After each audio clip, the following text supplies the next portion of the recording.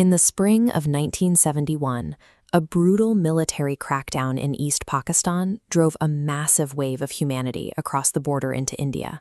Within months, over 9 million refugees flooded in, severely straining the Indian government's budget and threatening to completely destabilize the region's demographic makeup. After diplomatic pleas to the United Nations led nowhere, Indian Prime Minister Indira Gandhi recognized a harsh reality. The crisis couldn't be resolved with words. She called in her military chiefs and ordered immediate preparations for armed intervention. But Pakistan had a glaring geographic weakness. Their forces in East Pakistan were separated from their headquarters in the west by thousands of miles. With the airspace already shut down, their military was completely dependent on a single, highly vulnerable sea route wrapping all the way around the Indian peninsula to receive weapons and supplies. India exploited this immediately. Through a covert mission known as Operation X, Indian forces trained local insurgents to swim undetected through harbor waters at night. Armed with magnetic limpet mines, these commandos attached explosives to the hulls of Pakistani supply ships, severely disrupting the flow of weapons to the east. Pakistan retaliated by dispatching the most terrifying weapon in their naval arsenal. They deployed the PNS Ghazi, their only long-range deep-sea submarine. Its mission was to slip into the Bay of Bengal undetected and decapitate the Indian Navy. The Ghazi was hunting a very specific target, the INS Vikrant.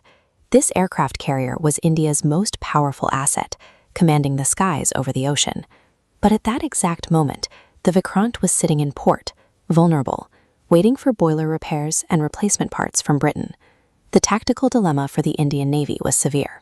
If they couldn't find a way to track and destroy an invisible underwater predator, the Ghazi would sink their prized carrier, essentially securing an Indian defeat before a formal war even began. Finding a stealth submarine in the open ocean is difficult, but Indian intelligence caught a break. They began tracking the frequency and direction of tiny, highly compressed radio signals. Short bursts of encrypted data the Ghazi occasionally sent back to Pakistani headquarters. Realizing the Ghazi was closing in, Indian commanders made a highly classified move. They completely removed the INS Vikrant from the mainland, sending it to a remote, uninhabited location in the Andaman Islands codenamed Port X-Ray. With the carrier safely hidden, India flipped the script. Instead of wasting resources hunting the submarine across the vast sea, they decided to lure the Ghazi into a geographic choke point, the heavily fortified Eastern Naval Command port at Visakhapatnam, commonly known as Vizag. To lay the trap, the Indian Navy intentionally broadcast radio communications using basic, easily crackable encryption. They repeatedly mentioned the INS Vikrant and openly discussed its supposed arrival at the Vizag port, knowing Pakistani intelligence was listening. Then they escalated the deception on the ground. Navy officials placed massive orders for bulk vegetables, fresh meat, and endless supplies directly at Vizag port. Local informants working for Pakistan noticed the bustling activity. To them, a sudden spike in food orders meant only one thing: a massive carrier crew had just docked. They immediately relayed this false intelligence back to Pakistan's naval headquarters. By manipulating supply logistics to feed Pakistani spies exactly what they expected to see, the Indian Navy successfully blindfolded the enemy's apex predator, steering the Ghazi directly into their crosshairs. Receiving the fake intel, the Ghazi's commander took the bait. The submarine ceased all radio transmissions, running completely silent to avoid detection as it navigated straight toward Vizag. To complete the illusion, India needed a physical stand-in for the carrier. They sent out the INS Rajput, an aging, obsolete destroyer that was practically ready to be decommissioned. As the Rajput sailed out, it intentionally blasted loud, unshielded radio communications. The goal was to cast a massive electronic signature that perfectly mimicked the presence of the hidden INS Vikrant. When the Ghazi reached Vizag's outer harbor, it encountered a geographic problem. The entry channels were too shallow to navigate safely. The crew opted to wait outside the choke point and began laying a field of underwater mines, intending to blow up the passing carrier. But as they planted explosives, an Indian ship appeared. To avoid collision, the Ghazi executed a violent dive. The massive 2,400-ton sub slammed into the seabed.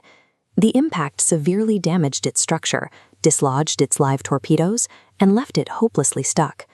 Trapped at the bottom of the ocean, the Ghazi's crew tried desperately to free themselves. As the decoy ship, the INS Rajput, returned to port late that night, its sonar operators picked up the distinct mechanical vibrations of the submarine struggling below. Taking no chances, the Rajput's captain ordered 2 highly explosive depth charges dropped directly over the source of the noise. The blast was immense, likely igniting the Ghazi's own downish torpedoes in a catastrophic chain reaction that completely destroyed the vessel. Through a combination of precise geographic misdirection and sheer mechanical bad luck for the Pakistanis, the trap had snapped shut. Pakistani's most lethal naval threat was erased from the board. A few days later, Indian deep-sea divers descended to the coordinates. They recovered logs and a clock frozen at the exact time of the blast, confirming the absolute destruction of the PNS Ghazi. This created a fatal blind spot for Pakistanis. When they officially launched airstrikes to begin the war on December 3rd, their high command operated under the false belief that their deadliest weapon was still silently stalking the Indian fleet. Instead, with the Ghazi gone, the INS Vikrant emerged completely unopposed from its secret hideout in the Andamans. It sailed directly to East Pakistan and established a devastating, impregnable naval blockade. Completely severed from their supply lines and with no way to receive reinforcements or evacuate, the Pakistani ground forces collapsed. Within just a few weeks, 93,000 soldiers surrendered to Indian and Allied forces. This massive capitulation effectively ended the conflict and directly secured the independence of the new nation of Bangladesh.